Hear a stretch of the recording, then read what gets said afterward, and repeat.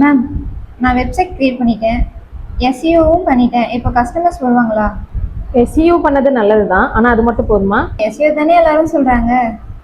இப்போ கூகுளில் மட்டும் சர்ச் பண்ணுறது கிடையாது. சாட் ஜிபிடி, ஜெமினி அப்படின்னு நிறைய ஏஐ டூல்ஸ் வந்திருக்கு. அதுலேயும் உங்களோட வெப்சைட் தெரியணும் இல்லையா?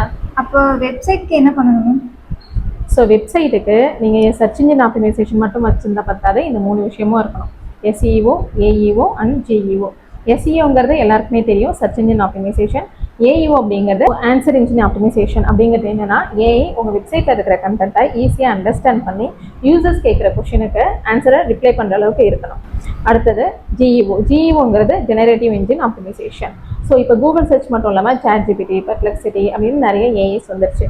அதில் உங்களோட வெப்சைட்டில் இருக்கிற கண்டென்ட் ஏஐ அண்டர்ஸ்டாண்ட் பண்ணி அதில் ரிஃப்ளெக்ட் ஆகுற மாதிரி கண்டென்ட் உங்கள் வெப்சைட்டில் இருந்தால் இன்னுமே பெட்டராக இருக்கும். அதை எப்படி ஆப்டிமைஸ் பண்ணுவாங்க? ஸோ இதுக்கு நிறைய டூல்ஸ் இருக்குது, அதை பற்றி பார்க்கலாம் வாங்க. எஸ்இஓக்கு கூகுள் சர்ச் கன்சோல் இருக்குது, செம்ரஷ் இருக்குது, இது ஏற்கனவே தெரியும். இதில் ஆன்சர் இன்ஜின் ஆப்டிமைசேஷன் ஏஇஓக்கு என்ன இருக்குன்னு பார்த்தீங்கன்னா, answer the public also ask, இது ரெண்டுமே யூஸ் பண்ணிக்கலாம். அடுத்தது ஜிஇஓ. ஜிஇஓ அப்படிங்கிறது ஜெனரேட்டிவ் இன்ஜின் ஆப்டிமைசேஷன். இதுக்கு 3 டூல்ஸ் இருக்குது. ப்ரோஃபவுண்டுன்னு ஒரு டூல் இருக்குது, இன்னொன்று பெக் ஏஐ, இன்னொன்று பார்த்தீங்கன்னா அட்டாலி ஏஐ. ஸோ வெப்சைட் இருந்தால் போதுமா? ஃப்யூச்சரில் ஏஐ ரெக்கமெண்ட் பண்ணுற வெப்சைட் இருந்தால் ஓகே தான், வெப்சைட் மட்டும் இருந்தால் பத்தாது. செம்ம யூஸ்ஃபுல் மேம். ஓகே, இந்த மாதிரி ஏஐ யூஸ் பண்ணி வெப்சைட் என்னென்னலாம் நம்ம பில்ட் பண்ணணும் அப்படிங்கிற டிப்ஸ் உங்களுக்கு தெரியணும்னா இந்த பேஜை ஃபாலோ பண்ணுங்கள். தேங்க்யூ, மீண்டும் சந்திப்போம்.